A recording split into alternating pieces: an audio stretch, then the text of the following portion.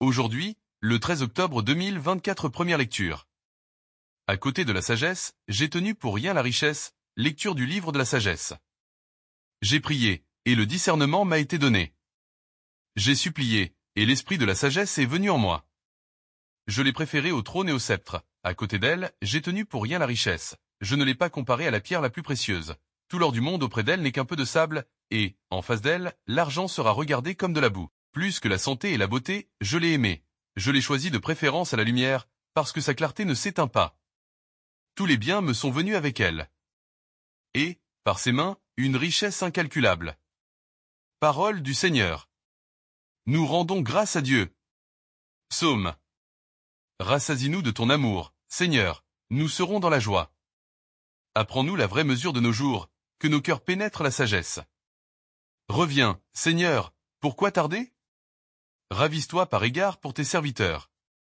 Rassasie-nous de ton amour au matin, que nous passions nos jours dans la joie et les chants. Rends-nous en joie tes jours de châtiment.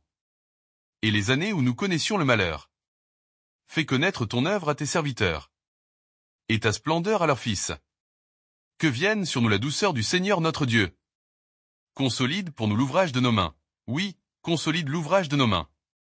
Deuxième lecture. La parole de Dieu juge des intentions et des pensées du cœur. Lecture de la lettre aux Hébreux. Frères, elle est vivante, la parole de Dieu, énergique et plus coupante qu'une épée à deux tranchants. Elle va jusqu'au point de partage de l'âme et de l'esprit, des jointures et des moelles. Elle juge des intentions et des pensées du cœur. Pas une créature n'échappe à ses yeux. Tout est nu devant elle, soumis à son regard. Nous aurons à lui rendre des comptes. Parole du Seigneur. Nous rendons grâce à Dieu. Évangile. Vends ce que tu as et suis-moi. Évangile de Jésus-Christ selon saint Marc. En ce temps-là, Jésus se mettait en route.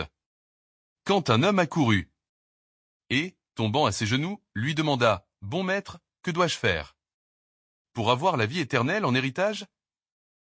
Jésus lui dit, « Pourquoi dire que je suis bon? Personne n'est bon, sinon Dieu seul.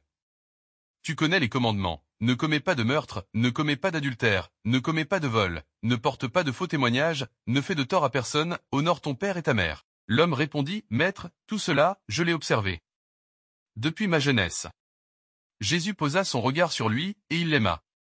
Il lui dit, « Une seule chose te manque, va, vends ce que tu as. Et donne-le aux pauvres, alors tu auras un trésor au ciel. Puis viens, suis-moi. » Mais lui, à ces mots, devint sombre. Et s'en alla tout triste, car il avait de grands biens. Alors Jésus regarda autour de lui. Et dit à ses disciples, comme il sera difficile à ceux qui possèdent des richesses d'entrer dans le royaume de Dieu. Les disciples étaient stupéfaits de ces paroles. Jésus reprenant la parole leur dit, « Mes enfants, comme il est difficile d'entrer dans le royaume de Dieu. Il est plus facile à un chameau de passer par le trou d'une aiguille qu'à un riche d'entrer dans le royaume de Dieu. » De plus en plus déconcertés, les disciples se demandaient entre eux, « Mais alors, qui peut être sauvé ?» Jésus les regarde et dit, « Pour les hommes, c'est impossible, mais pas pour Dieu, car tout est possible à Dieu. » Acclamons la parole de Dieu.